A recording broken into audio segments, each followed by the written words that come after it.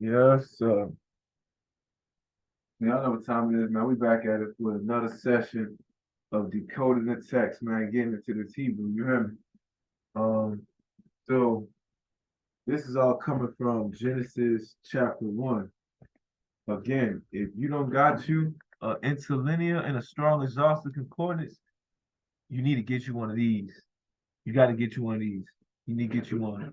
It gives you the dictionary, the Hebrew dictionary in the back, right? And then it also gives you the Greek dictionary in the back. So that can help align with the interlinear Bible, where you can see the original language along with the English going side by side. So definitely go and cop you one of these interlinear Bible and a strong exhaustive concordance, right? So we are coming from Genesis chapter 1, verse 14.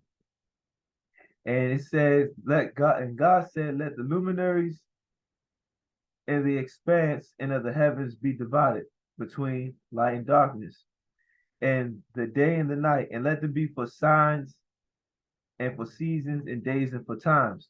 So the two words we're gonna be breaking down in this session is signs and luminaries, because there's a lot of talk about outer space.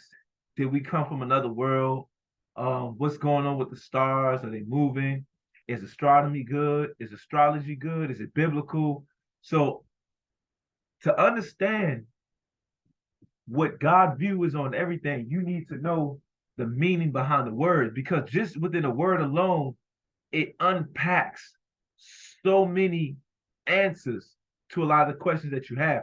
But you got to understand the word in its depthness, right? So that's what we're going to do. We're going to break down the word about signs, because this word is in association with the stars. It's explaining why these stars are out here. It says these words was given for signs. So what does the word in Hebrew say? Is the word sign accurately translated? Is there more to this word? So that's what we're about to deal with, right? So one of the first, the very definition of the word, oof, this is what the word is. So Aleph is the first letter in the Hebrew alphabet. And this is the modern form for it. Then the symbol of a bull, a Taurus of a bull or ox, is the ancient form.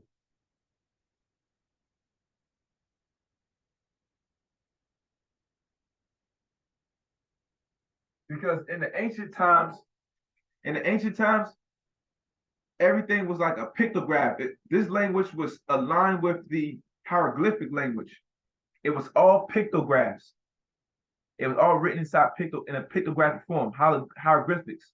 So it was symbolized by images, right? That's how you use that language in the ancient times, by imagery.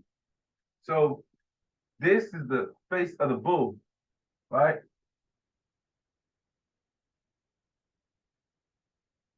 Which we know the house of Taurus represents the bull.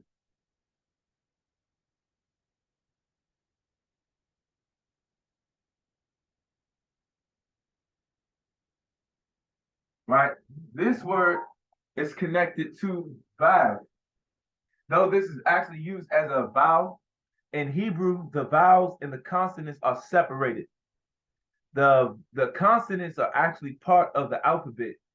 The vowel is not, because the vowels didn't come into existence until 1000 AD, during the time of the Masoretic reign in the Jewish community. The Masoretic community within the Jewish tribes created the vowels.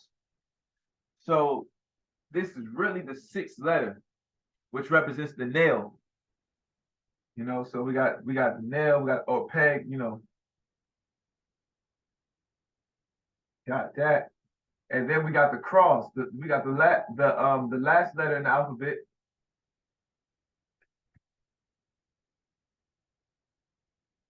which is the cross.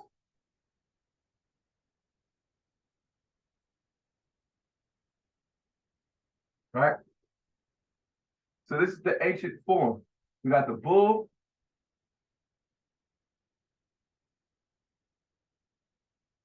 We got the bull. That's kind of ugly. We got the bull. We got the nail. And we got the cross, right? That's the ancient form, right? So the head was nailed to the cross. That's what we can easy. That's the first, because that's the basic level in the ancient form. That's the basic level. The head was nailed to the cross.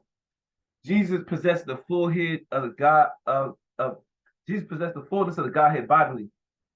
So when Jesus died on the cross, it's like God died on the cross. God died for mankind.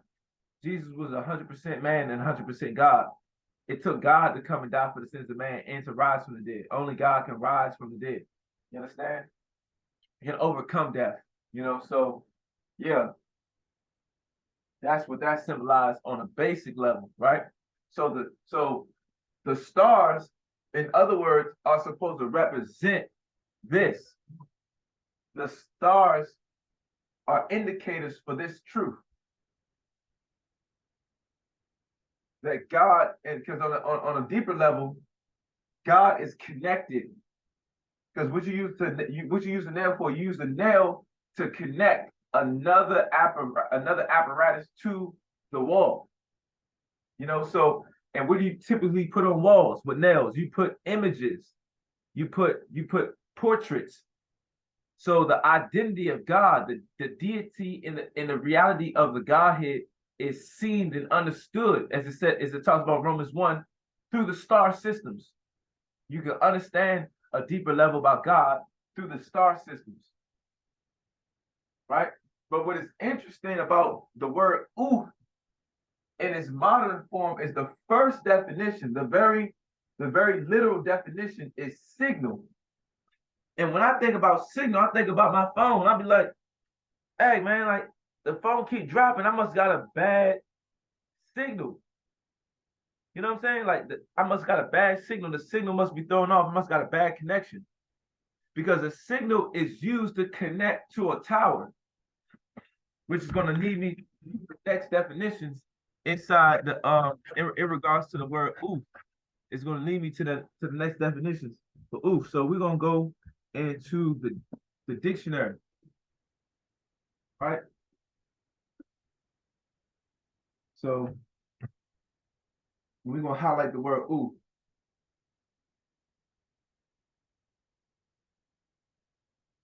So I want y'all to see this. I know y'all trust me, stuff like that, but I want you to see for your own eyes because it's amazing. Look at the meaning. Look at the meanings in here about the words. Look at that. Look at what I highlighted in red. What does that say? It says a beacon. After signal, it says a flag, a beacon, a monument. What? A flag, a beacon, and a monument. So are you trying to send me a signal so that I can see, so I can look up and see a beacon? So the stars, in other words, the stars, there could be all kinds of stars. One star could be sending a signal, because remember, inside of one star system, like for example, the Capricorn house consists of millions of stars, but there's only a handful of those stars that actually make the image of the goat. But there's millions of them around and behind and up and under, and there be planets within inside these star systems, which are far outside this solar system. There be planets like hundreds and hundreds of thousands, they all vary, right? So one star can be a signal, another star could be a beacon, and then a collective of stars could be a monument. Or one star or collective star could be all of these things at once. It could be a tire station. That's what this is practically telling you.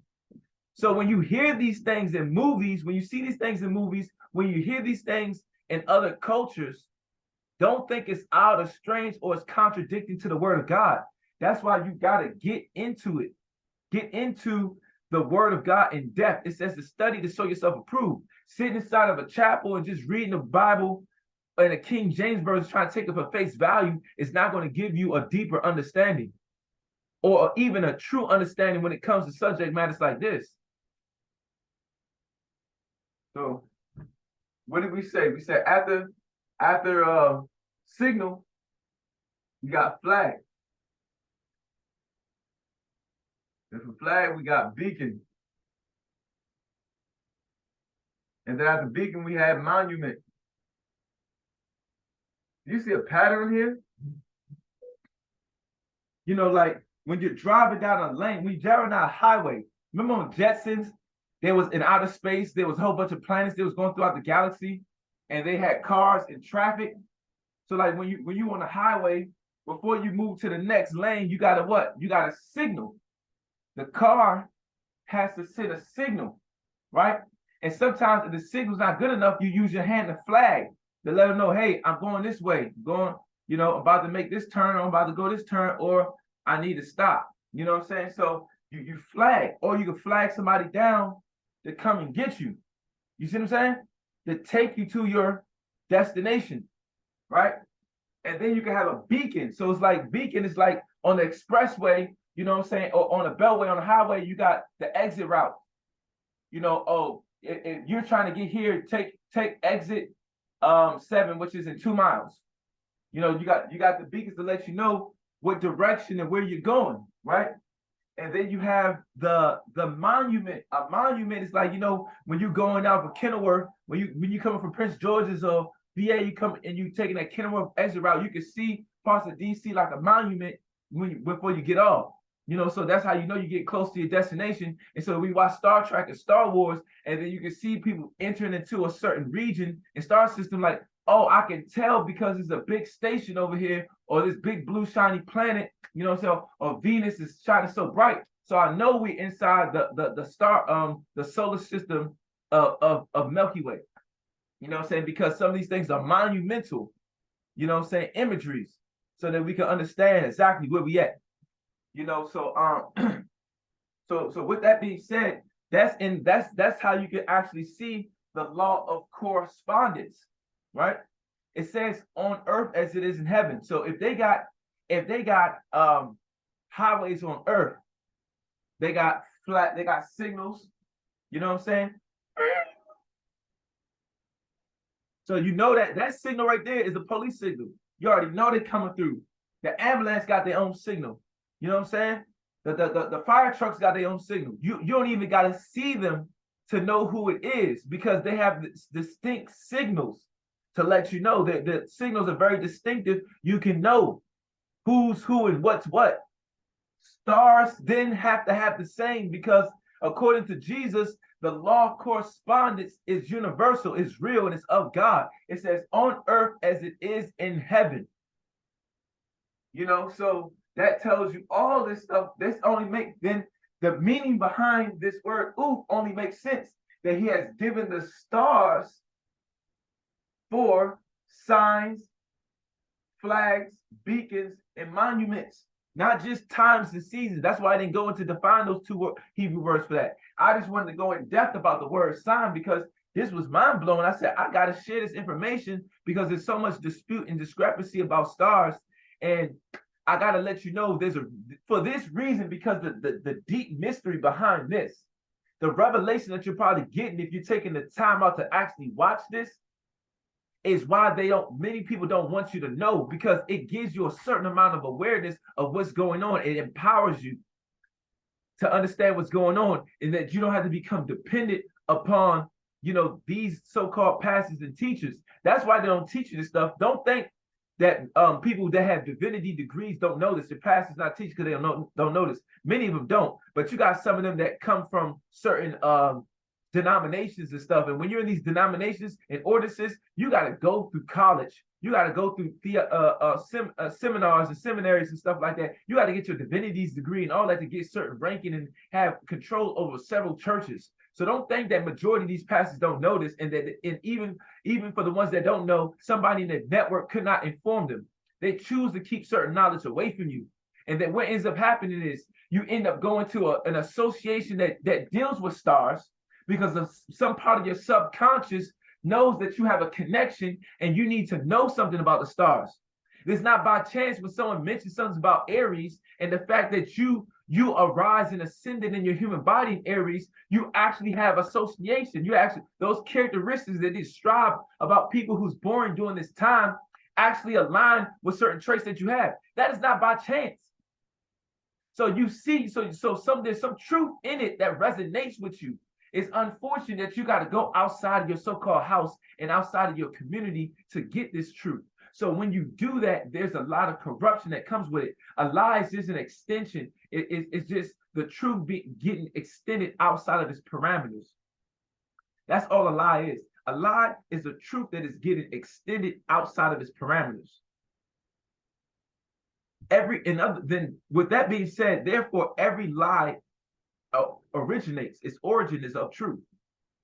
So therefore, there's a counterfeit.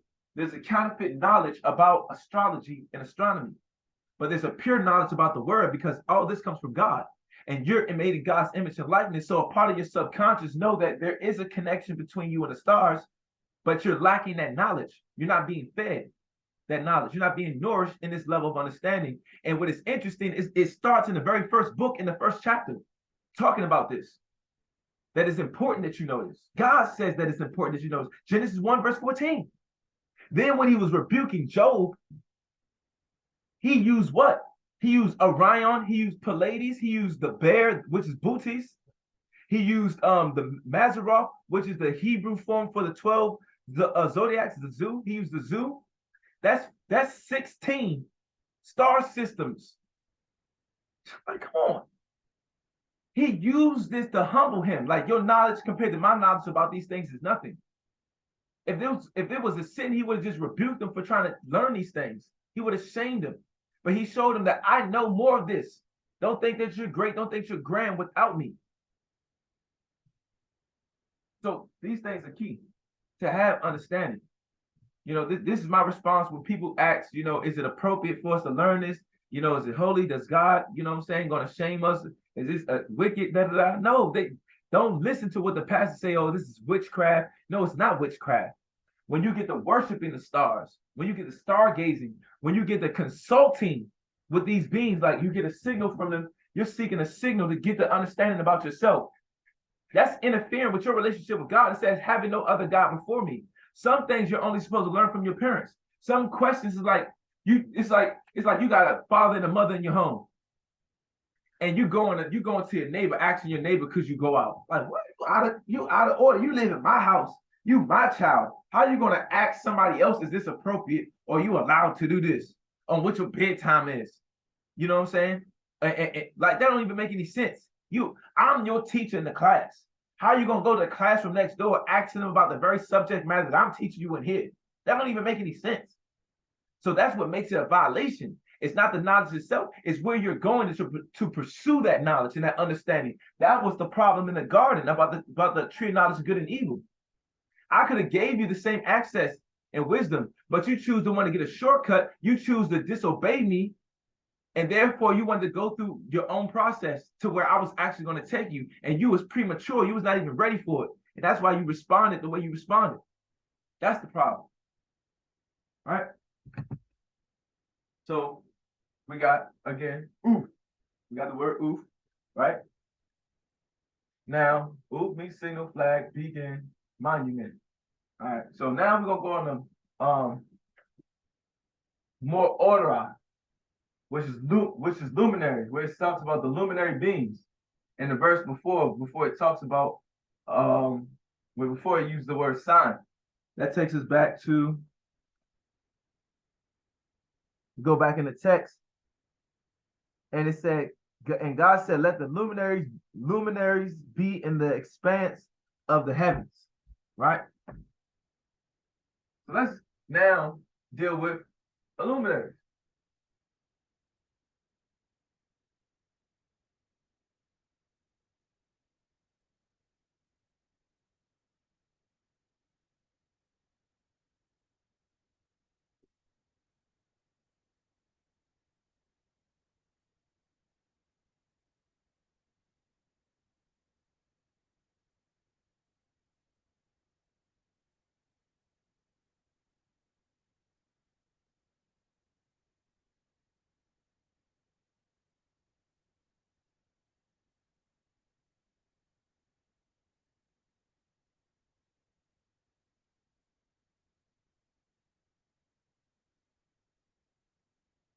right?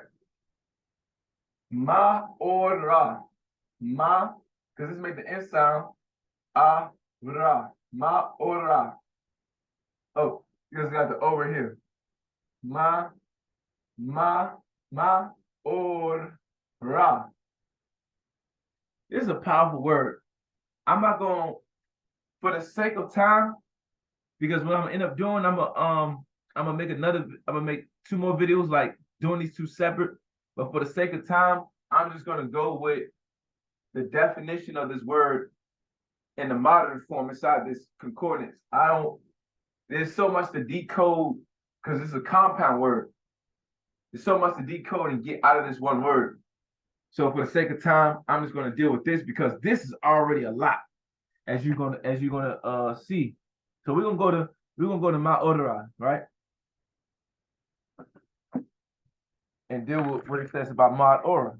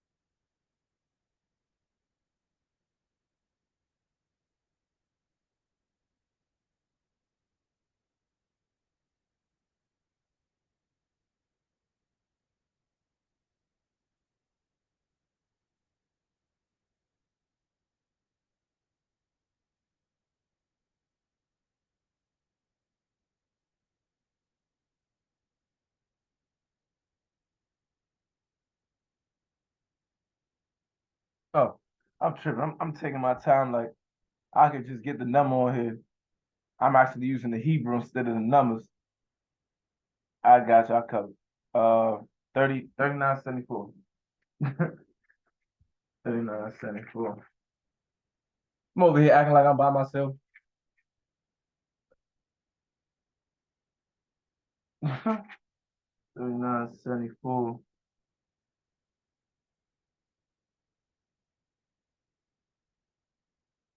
So it says my order. All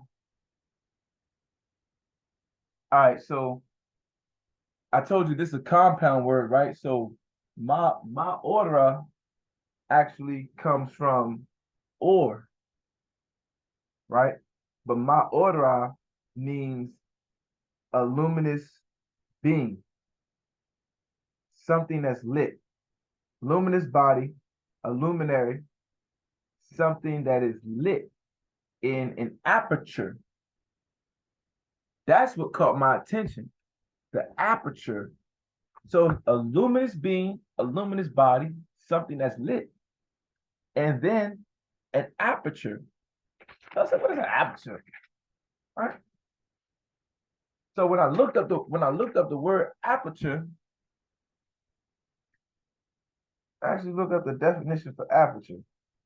It says an opening hole or gap, a space through which light passes in an optical or photographic instrument, especially the variable opening by which light enters a camera. I said, what? Like, cameras? Wait, is some of these stars actual cameras?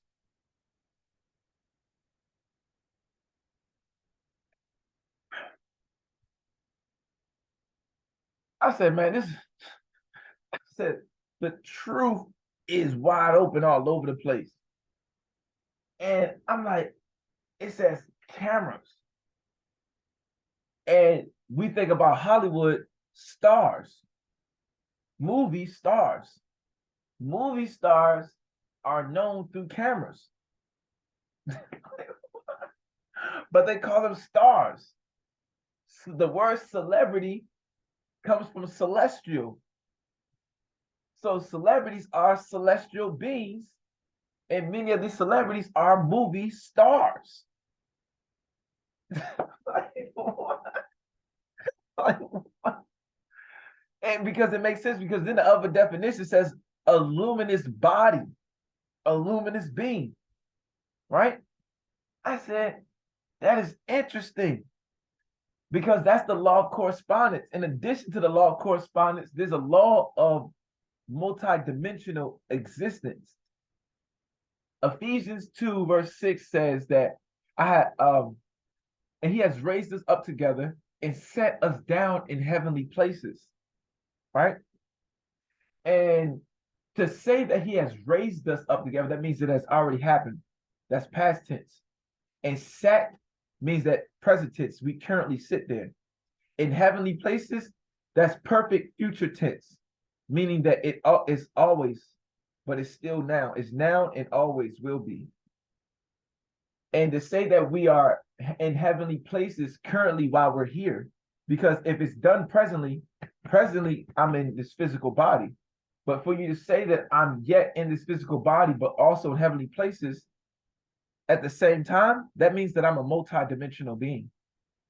That means I'm here in other places at the same time. Not that I have access to go to different places when I want, or to remote view other places while I'm here. It says that I'm actually there while I'm here. That's multidimensional existence. And I said that to say that means it makes sense how you can call a celebrity a movie star, using the word star, because we are also star beings. As we have a physical body, we have a luminous body, which makes sense why in 1 Corinthians chapter 15, when comparing the transition from mortality to immortality, it uses stars as the very example. This is the word. So we don't even got to go outside the word of God to get an understanding. So verse 15, 1 Corinthians chapter 15, verse 40 and verse 41. There are also celestial bodies and bodies terrestrial, but the glory of the celestial is one, meaning one kind, and the glory of the terrestrial is another. Verse 41, there is one glory of the sun, and another glory of the moon, and another glory of the star, for one star differs from another star. So all stars are not the same kind of stars. Look at that. Look at that.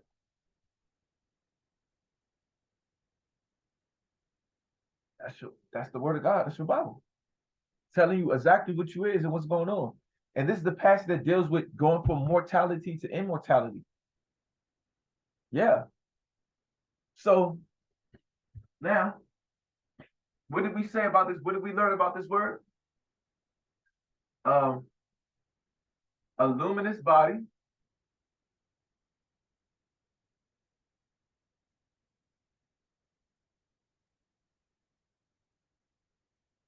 something lit,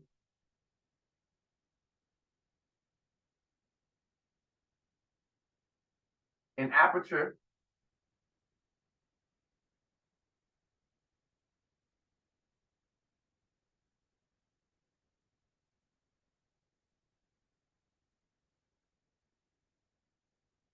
now we want to deal with the other definition about the whole.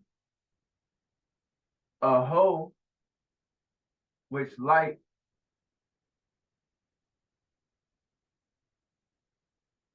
projects through.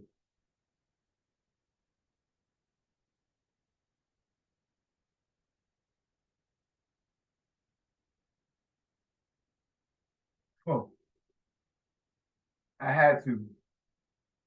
This is the deepest one. This is why I saved the best for last.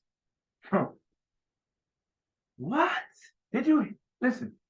Did you catch what? Did you just catch what I said? This is the meaning. I'm not making none of this up. A hole which light comes through. So wait. Remember, we just got finished reading, says one star differs from another star. So could every star being have several stars that make up a body? Like there's several points on your body, and each star is a different point. Could one of these stars be the luminous body, then another star be like, so, like for example, the stars can make up the different primary organs of one body? Because it says that these stars are holes in which light comes through. The soul is a light. So could it actually be a doorway to where the luminous being or luminous body actually exists? And it's just the doorway for it. The star that you're looking at is just a doorway projecting light and going back to Oof, broadcasting a signal. It's not actually embodied in it, but it's a path through it. Oh my goodness. I'm gonna give you 5 seconds so you can just like try to encapsulate that. You can always revisit it.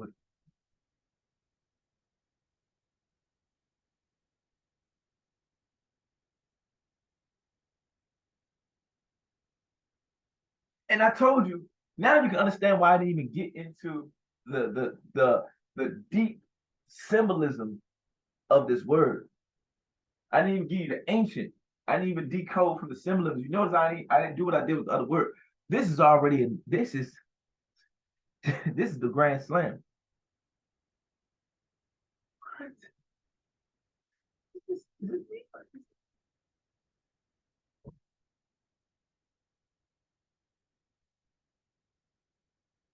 I know this may take y'all 7 years to get to this. Like, you know, that's all right. It's okay. Some of y'all, it's like, this is going to go over your head. A lot of you going to enjoy it, but this may go over. It's okay. It's fine. It's not. This could be light years.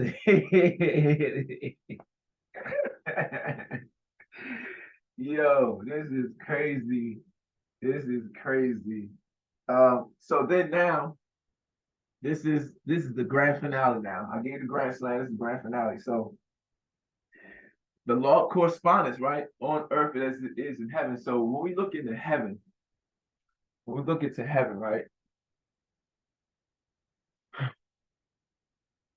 We notice light in a dark environment, not darkness in a very bright and light environment. We know this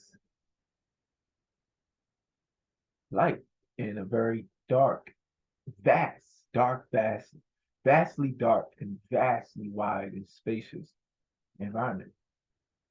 And what's interesting, it talks about the stars as if they're ornaments and curtains and nails and doorways in this environment. And we know that light represents light, right? So we're about to conclude this video. I want you to really go over what I said by recording, writing and taking notes, liking, subscribing, and sharing. Comment if you need any more details. Don't be shy. Don't let anybody discourage you. But let's get into some more in regards to this.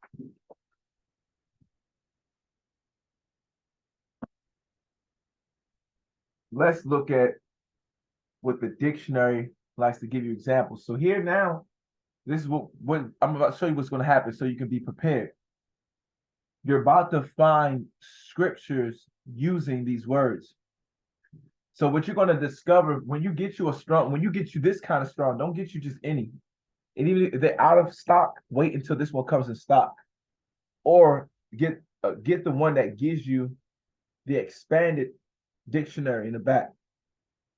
Because then it gives you reference points on where the original words are used. For example, these translations don't always, just because Oof was translated as sign in Genesis 1 verse 14, Oof could have been translated, that Hebrew word could have been translated 30 different ways. And they're all unrelated. and it can be taken straight out of context, and you wouldn't even know that this was the word that was being used the whole time, because it may not even be used in proper context. Are you following me? That's why it's important to have this. This word could have been used in multiple different places, meaning all of this. Mount Ora and Uth could have been used several other passages to let you know what's going on, to give you a sign. Hello, trying to send you a signal, but there was a block to the signal. The signal was being intercepted by a mistranslation. There's frequencies that come off these words, from the vibrations from my voice and also from the projections in the written format. But if you distort the word or add or take away, you block the signal. What I'm doing is helping you decode the distortion, counseling the distorted frequency so you can receive the true message from the signal that comes from God. So now let's go back to Oof, dealing with sign. Let's go back to Oof.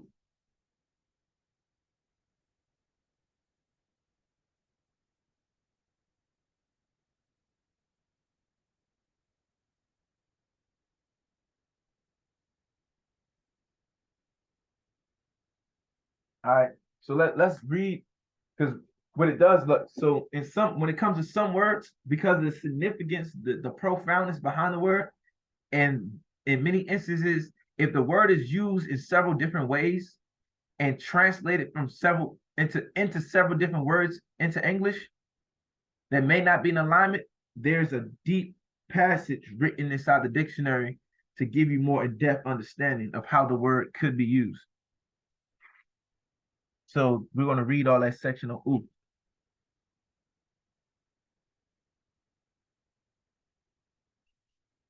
It says Oof means sign and mark.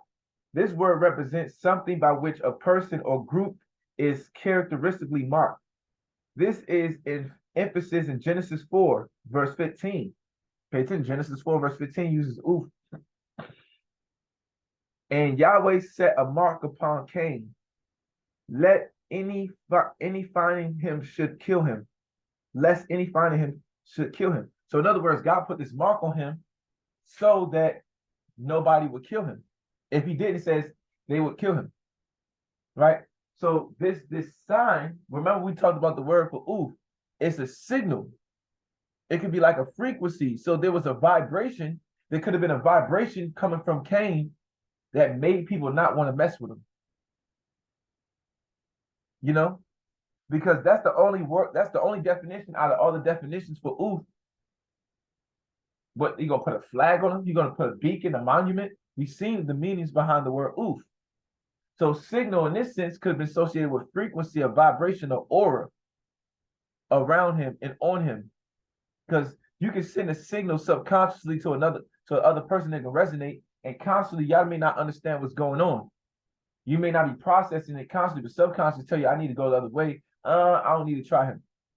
You don't really know why, but something's like, I need to stay away from that person. Just like a person give you the bad energy, like, I don't know what it is, but something I don't like about that person. Something says something's not right about this situation. That's a signal. That's something being broadcasted to you. Subconsciously, you may know and process everything fully. Consciously, you may not, for various reasons. And then so the next one is in Exodus 8, verse 23, God promises to put a division between my people and your people. Tomorrow, this sign shall be. Numbers 2, verse 2 uses Oof to represent a military banner, while Job 21, verse 29 uses the word of the identifying the banners of nomadic tribes. Rahab asks her Israelite guests for a trustworthy mark, which they stipulated to be scarlet cord, by which she lowered them out of her window and outside Jericho's walls. Joshua 2, verse 12 and verse 18. The word means signs as a reminder of one's duty. What? Could these stars be reminders of what our assignment is on earth? Why we came here? Don't they kind of sound familiar to the way they're using astrology? Hmm.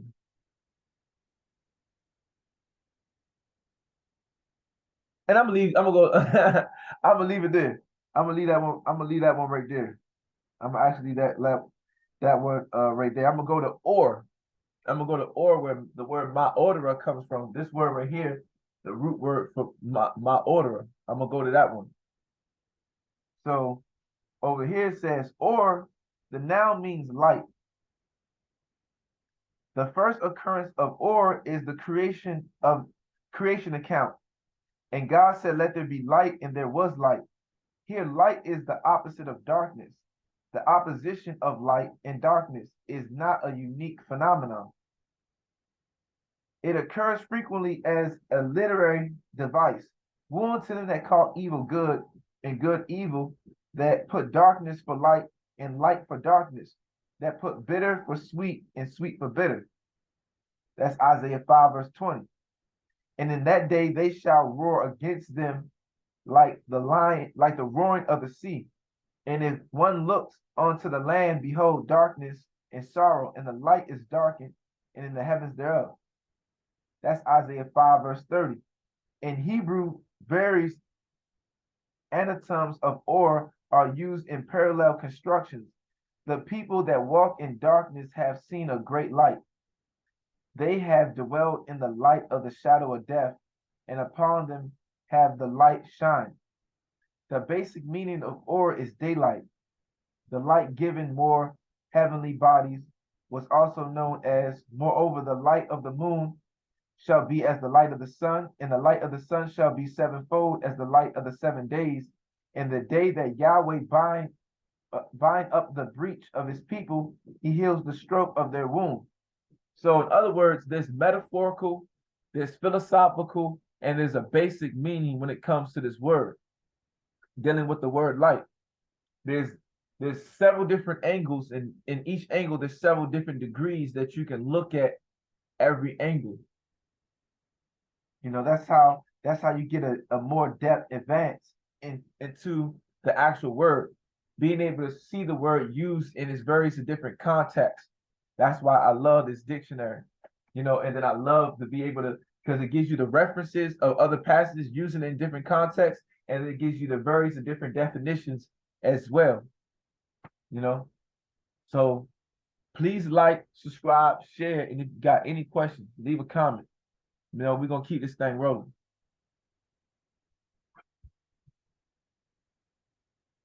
My Zoom people, peace out. IG, y'all already know what time it is.